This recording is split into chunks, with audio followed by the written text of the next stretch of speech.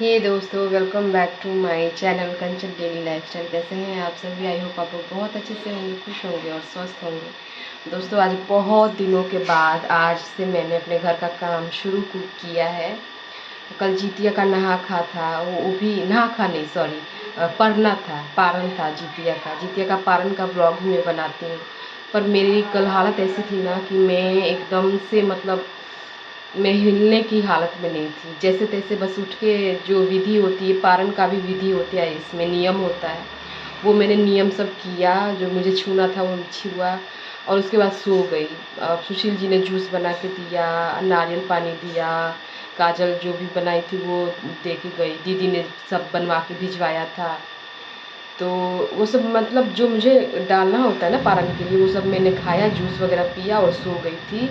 कोई व्लॉगिंग मैंने शूट नहीं करी थी। लेकिन कल रात से मेरी हालत थोड़ी सी ठीक लग रही है, तो मैंने कहा कि अब मैं थोड़ा अपने घर का काम संभालती हूँ। बहुत दिनों तक मेरी बहनों ने घर संभाला, और बहनों का नाम तो मैं हमेशा लेती हूँ। आज एक और भी जगह मैं नाम लूँगी, मेरी देवरानी। मतलब मेरी बहनों की लिस्ट में ना एक और बहन का नाम जुट गया है। जी हाँ, बिल्कुल मेरी बहन की तरह है मेरी देवरानी। मतलब मैंने उसका एक ब्लॉग भी डाला था, उससे इंट्रोड्यूस करवाया था मैंने। मेरी मौसी सास की बहू, छोटी सी एकदम बच्ची है, मेरे से बहुत उम्र में छोटी है, लेकिन एकदम मतलब बहन की तरह मेरा ख्याल रखा है इस बुरे दिन में उसने। खाना वगैरह पहुंचाना, शाम का खाना वही बना के देती थी मुझे। और भी पसंद से, जो मेरे बच्चों को पसंद है, मेरे सुशील जी को जो पसंद है, उनके हिसाब से खाना वो सब कुछ बना के अपने घर से लेके आती थी। 2-3 दिन तो मेरे आके सुबह सुबह एकदम मेरे घर में आके मेरे घर की क्लीनिंग भी करी है उसने। इतना कोई अपना भी नहीं करता है, लेकिन उसने किया है। कभी कभी क्या होता है ना कि आपको प्यार और सम्मान उस जगह से मिल जाती है जहाँ से आपको उम्मीद भी नहीं रहती। अब वो ना भी करती तो क्या ही फ़र्क पड़ता है, कौन आजकल रिश्तेदार करता है, आते हैं हाल चाल पूछते हैं चले जाते हैं। वो ना भी करती तो मुझे उससे कोई उम्मीद ही मैंने नहीं रखी थी कि वो आके मेरे को कुछ हेल्प करेगी। लेकिन इतना ज़्यादा प्यार और सम्मान उसने मुझे दिया है ना, इतना साथ दिया है ना, मैं कभी भी नहीं भूलूँगी, ज़िंदगी भर नहीं भूलूँगी। बहुत ही प्यारी बच्ची है और इतना हेल्प करती है, इतना सम्मान देती है मुझे। अभी मैं देखिए बोलूँगी ना तो मुझे आँख में आंसू आ रहे हैं। मेरे अंदर यही होता है कि मेरा चेहरा देख रहे हैं ना, कितना स्वेलिंग जैसा, मेरी आँखें सूज गई हैं। थोड़ी कमज़ोरी तो अभी है ही मैं, लेकिन मैं अब सोच रही हूँ ना कि मैं अपना काम संभालूँ। आखिर कितना दिन तक, 10-15 दिन कम नहीं होते हैं, सबने मिल के संभाला है। और ये दोनों ही, काजल भी और इनको ना काम करने की आदत नहीं है, अल्पना को भी, मेरी देवरानी को काम करने की आदत है नहीं। मतलब क्या होता है, ये लोग भी ज़्यादा काम करते हैं ना तो बीमार पड़ जाते हैं। तो मुझे डर लगता था कि दो दो घर अगर ये लोग संभाल रहे हैं तो कहीं यही बीमार ना पड़ जाए, फिर इनको कौन संभालेगा। काजल तो 2-2 दिन ना फीवर का दवाई भी खा खा के मतलब काम किया है उसने। तो ये देख के मुझे डर लगता था कि कहीं मुझे संभालने में वो ना बीमार पड़ जाए। पर फीवर आ गया था उसको, आदत नहीं है इतना सारा काम करने की, दो दो घर संभालने की। लेकिन इन्होंने फिर भी किया एकदम अच्छे से, और मुझे ना खड़ा कर दिया। वरना मैं बुरी तरह से बेड पकड़ चुकी थी। अभी भी आपको चेहरा मेरा दिख रहा है, मैं सो के अभी उठ रही हूँ ना, मेरा चेहरा स्वेल हो जा रहा है, मतलब फूल जा रहा है, आँखों से आंसू आ रहे हैं। मैं पता नहीं क्यों ऐसे हो जाता है मेरे साथ।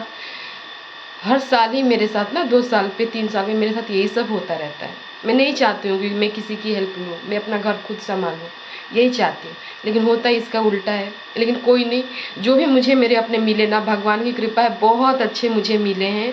मैं इनका एहसान ज़िंदगी भर नहीं भूलूँगी, ज़िंदगी भर नहीं। चलिए, बहुत इमोशनल बातें हो गई।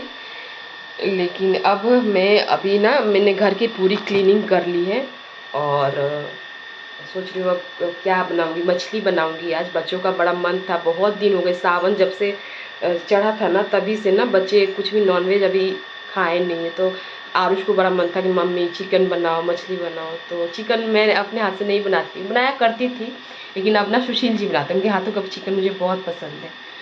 तो वो तो मैंने कहा कि आज वो लेकर जाएंगे शुभी को, तो चिकन पॉसिबल नहीं है आज।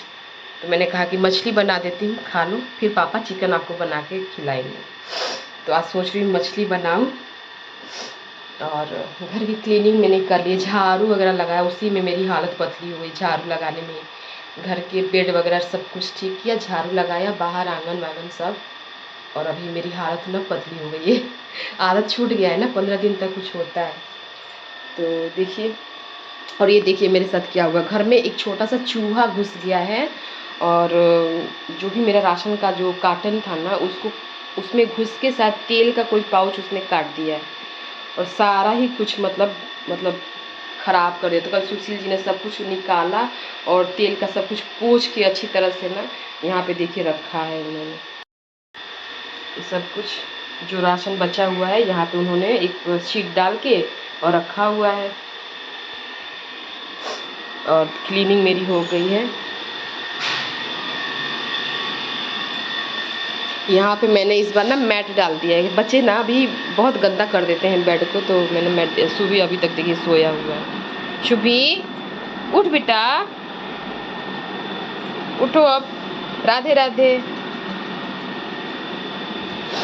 मेरी शुभी की बहुत अच्छी आदत है कि सुबह-सुबह अगर आप उसको गुड मॉर्निंग कहेंगे ना, तो वो जवाब जल्दी नहीं देगा। लेकिन वहीं अगर आप राधे-राधे विश करेंगे तो वो तुरंत जवाब देता है।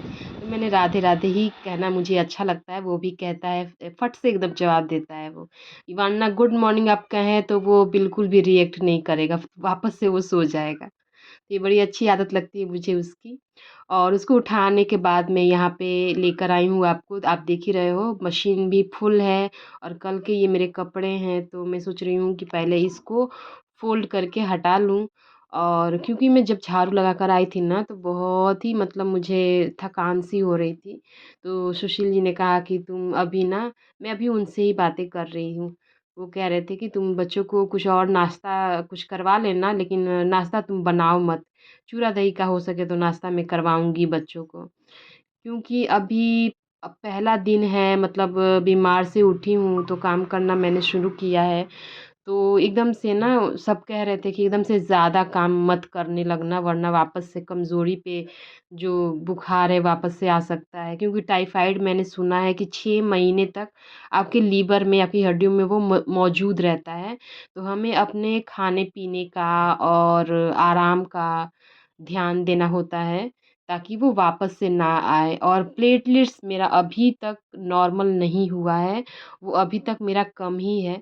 तो मुझे काम मैंने सँभाला है, लेकिन मुझे बहुत ज़्यादा स्ट्रेस नहीं देना है अभी अभी अपने आप को। तो बस मैं उसी हिसाब से अभी काम करना शुरू कर रही हूँ। और मैंने नाश्ता नहीं बनाया, डायरेक्ट मैंने मछली बनाना स्टार्ट कर दिया।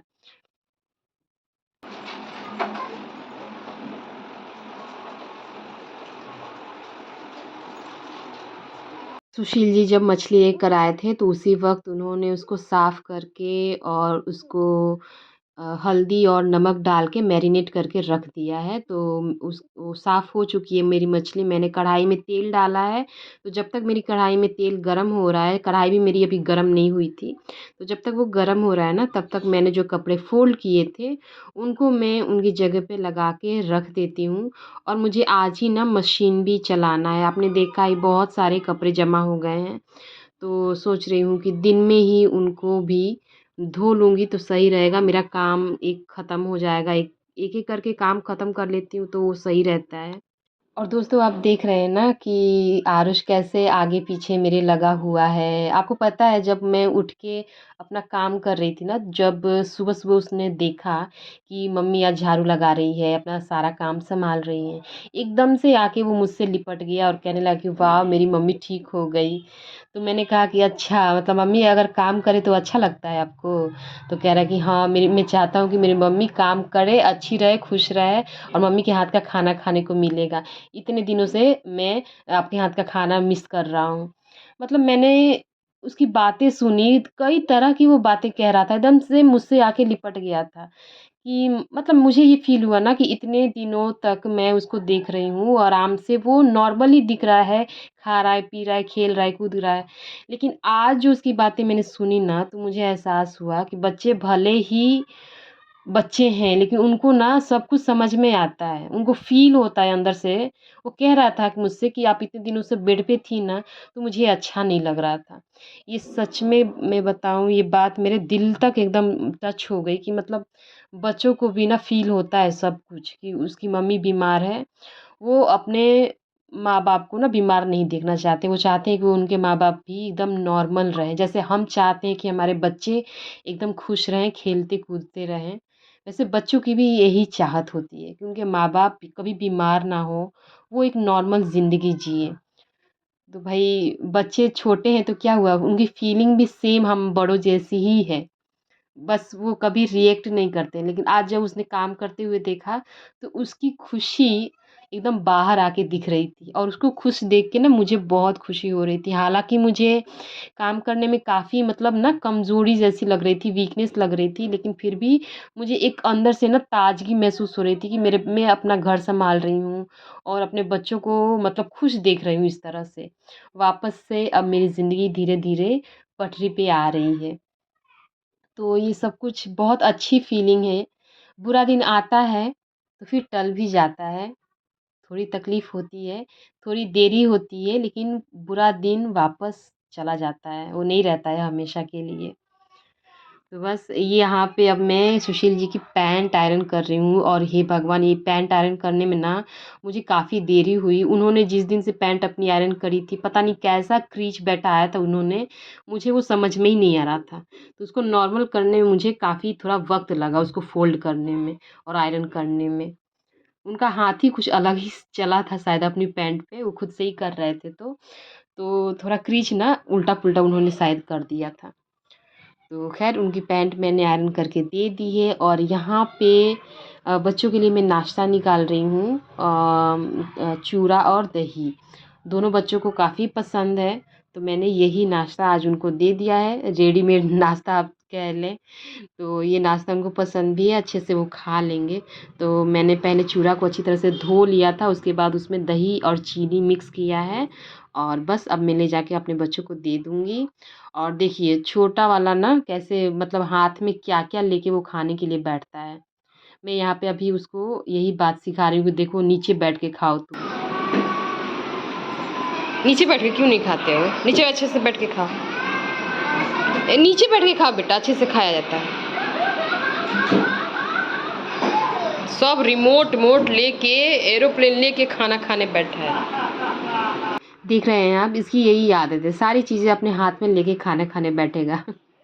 और अब मेरी बारी है इस ज़हर के घूँट को पीने की। तो बहुत ही गंदा-सा अब मैं इसको तैयार करने वाली हूँ इसका जूस। ये क्या है आपको पता चल ही गया होगा, फिर भी मैं बता देती हूँ, ये है पपीते के पत्ते का रस। इतना सा मैंने निकाला है इसको ग्राइंड करने के बाद और अब चलिए पी लेते हैं। वो कहावत है ना, करवा घूँट पीना, बस ये वही करवा घूँट है। ज़हर से कम नहीं लगता है ये, लेकिन खुद को ठीक करने के लिए खुद ही करवा घूँट मुझे लेना पड़ेगा, ये भगवान। तो बस ये करवा घूँट पीने के बाद अब वापस से मैं अपने काम में लगूँगी। यहाँ पे बर्तन हैं थोड़े, तो थोड़े नहीं बहुत सारे हैं, तो इनको धो लेती हूँ और नमक का डब्बा भी खाली हो गया था तो उसको भी धो लूँगी साथ में। तो चलिए पहले बर्तन साफ़ कर लिया जाए।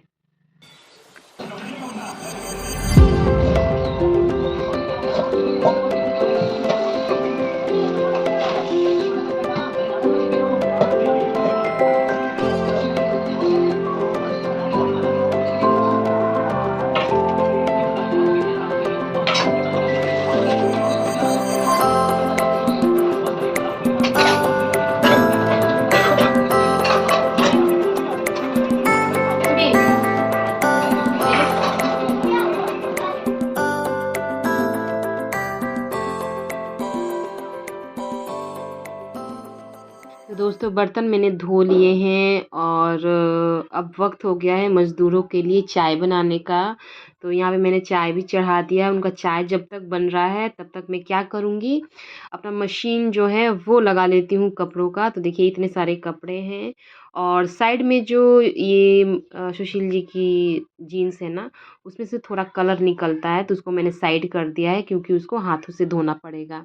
तो दोस्तों आज मुझे अपने वापस से पहले वाले रूटीन में आके ना बहुत ही अच्छा लगा और आपको आज का व्लॉग कैसा लगा मुझे कमेंट करके ज़रूर बताइएगा। मुझे सपोर्ट करने के लिए प्लीज़ मेरे चैनल को सब्सक्राइब ज़रूर करिएगा और मिलते हैं आपसे नेक्स्ट व्लॉग में। Till then bye bye, take care. उससे पहले कपड़े धोते वक्त मुझे क्या मिला था चलिए वो भी आपको दिखाती हूँ।